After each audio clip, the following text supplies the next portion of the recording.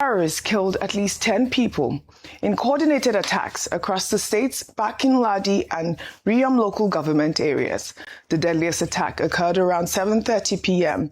at a relaxation spot in Dorowa Babuje village and Bakin Ladi local government area, where suspected Fulani militants opened fire indiscriminately, killing 7 to 9 people.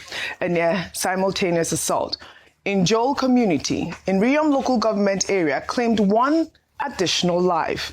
The assaults have sparked protests and heightened fears of reprisal violence in the volatile Middle Belt region. You know, the terrorists are there, they are killing people, they come with their cows, grazed on farmland, poison their cows, and allege that we are the one killing their people by laying ambush and shift them, blame on us and come with this terror attack on us. We have been pushed to the wall, though.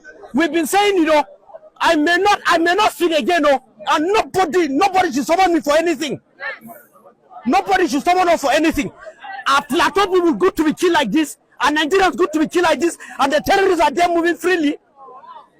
Sir, I'll stop in Fulani from grazing, on our land. If they have any land belonging to them, they should go and graze there. Our land is not for any grazing, and I wish STF is here, so that they should know that this is our what. All right, no arrests have been reported as at the filing of this report. Well, videos on burial service drew hundreds of mourners to an open field on Monday. Reverend Ezekiel Dachimo led an emotional prayer service with community members. Now, communities are appealing for sustained military presence to prevent further reprisals. Meanwhile, hundreds of protesters blocked highways on Monday, demanding better security. Some community members of Ratatis and Dorowa Babuje are accusing authorities of selective response, only intervening after counterattacks occur. On February 19th, 5 Fulani youth were ambushed near Jung community while traveling on motorcycles from Dorowan Babuje. One victim was beheaded. Others were shot. Videos circulating on social media shows a mass Islamic burial with mourners placing shrouded bodies in a communal grave. Fulani advocates claim their losses go underreported because victims are Muslim or nomadic, while Berom groups like the Youth Molders Association cite ongoing massacres and demand federal action against what they call Fulani terrorists. From this report raised serious questions around what went into securing the victims' freedoms. Nigerian security services categorically denied paying any ransom, stating government agents do not pay ransoms. And we're told that the National Security Advisor, Nuhu Ribadu, led the 2-week negotiations that secured the children's release in December. Now, this new report counters the government's claim, and if ransom was paid, it sets a dangerous precedent when it comes to funding of terrorist operations and hinders any sort of, achievement that we can make in this issue that we are facing in Nigeria.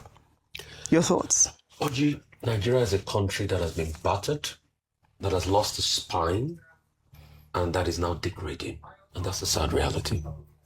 From the comments Ayo made as regards America trying to tell you what to do and not collaborating, it's an indictment to say they were trying to collaborate. They were upending your sovereignty right in front of you. Because if they tell you don't deal with Russia but deal with Hungary because Trump is close to Viktor Orban, they are upending your sovereignty. They are telling you that change your laws. They are telling you that we're taking responsibility for your country. Things you ought to provide as a sovereign nation for your people, you cannot provide it. They are taking away your sovereignty, upending your sovereignty. And you think it's something to be happy about.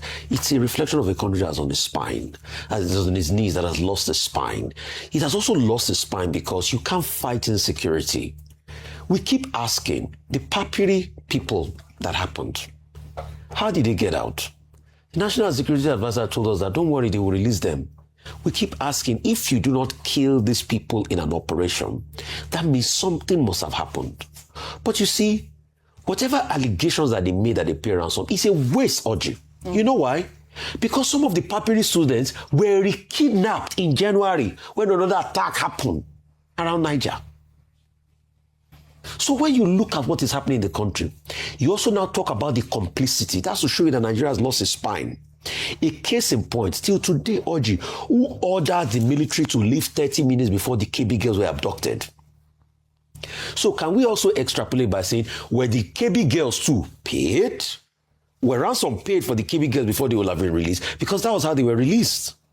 Without shooting, without anything. What kind of deal went on? Those are the questions, Rufai. And secondly, who ordered the military to leave 30 minutes before? Just like in the case of Woro, over 100 and something people have been kidnapped now. When they sent security reports, it took the military 10 hours to respond. Another point on complicity.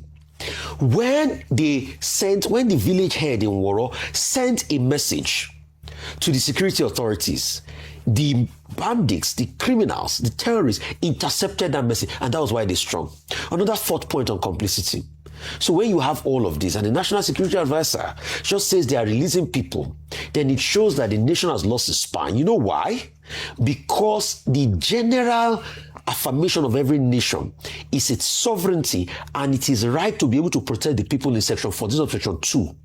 So if the government has lost it in any shape or form, then it is a case of water don't pass Gary or yam pepper scatter issue after yoro. So we are in a dilemma as we speak today, Oji. And that's why when I submit to you that we do not have security, people think I don't know what I'm saying. It's because I've looked at all the parameters and say that if you are protected in this country, it's just by the grace of God you sleep and wake up. Oji, if the men of the criminal world decide to attack or strike anybody close to you, they will do it without anything happening to them. That's the kind of country we are. And that's why you see America is dictating to us.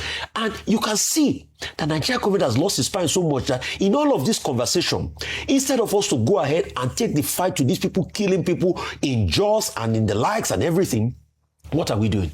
We are paying millions to go and do PR and propaganda by trying to appease America by telling America that we are trying to fight the problem when the problem is still on ground. All right. Successive governments failed, but the failure of these governments is ironclad.